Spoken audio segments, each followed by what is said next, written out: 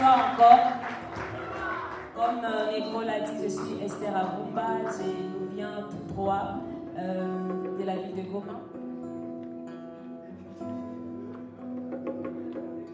Je parle d'une vie à part qu'est l'amour changeant en deux.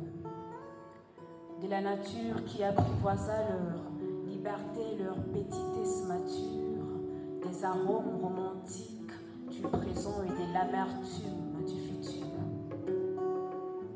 Les maçons dans les avenues chantaient la sérénité de leur amour. Les boutiquiers d'à côté ignoraient les clients juste pour répondre à leur clin d'œil et la flèche du désir bougea sur la cloche du plaisir et sonna. Puis-je? Non, pas ce soir, je ne suis pas prête. Mais ils y étaient presque avant qu'elle dise non. Ces noms qui auraient peut-être ralenti la vitesse de cet amour et changé les prologues de leur histoire. Ils ont fait l'interdit, mais tout est dit et fait.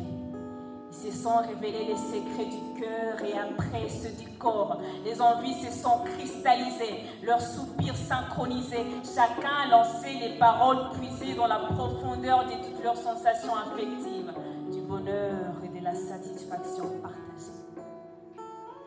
Jeune demoiselle, déjà l'amoureuse de quelqu'un, rentrant à la maison, voulant pas dire mère, je l'ai fait. Elle mourait d'envie, mais elle avait peur. Sa mère voyait en elle une idole, un modèle, celle qui finira sa vie près d'un pasteur, un prophète, mais pas dans le lit d'un simple homme charnel, artiste. Que faire face à la vie?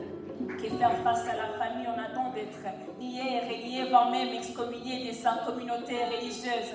Que faire face aux études et à la carrière? On espère, parce que les pères et gamins, la mère encore bambine. Que faire? Ils disent qu'ils n'ont pas su résister face à un sentiment tendre, qu'ils n'ont pas pris des ceintures de sécurité au cas où ils s'envoleraient sur les ailes de l'imprudence. Est-ce un fruit du péché? Dites-moi, est-ce un fruit du péché? Ou d'un amour bourré d'envie, ensuite mal géré? Que faire face à la vie? Que faire face aux mauvais choix éphémères pour une liberté intermittente? Que faire face au coup de foudre qui électrocute notre raison? Que faire face à la pression sociétale? Que faire? Notre espoir vit, notre espoir vibre, notre espoir vit, notre espoir vibre, notre espoir vit, notre espoir vit, notre espoir vit, notre espoir vit, et l'amour le vivifie. Au plus profond de notre engagement, notre silence s'exprime. C'est ce qui fait peur à ceux qui nous oppriment.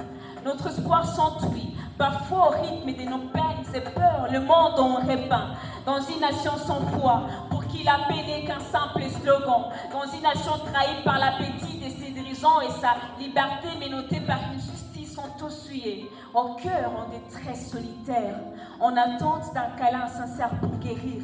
Aux rêves fauchés par la brutalité des doutes leur secousse. Notre espoir est une dose d'amour injectée à une société à l'agonie de l'égoïsme. Notre espoir est une dernière fleur sur le décan du lendemain. Notre espoir vit, notre espoir vibre, notre espoir vibre, notre espoir vibre, notre espoir vibre, notre espoir vibre, notre espoir vibre, notre espoir vibre.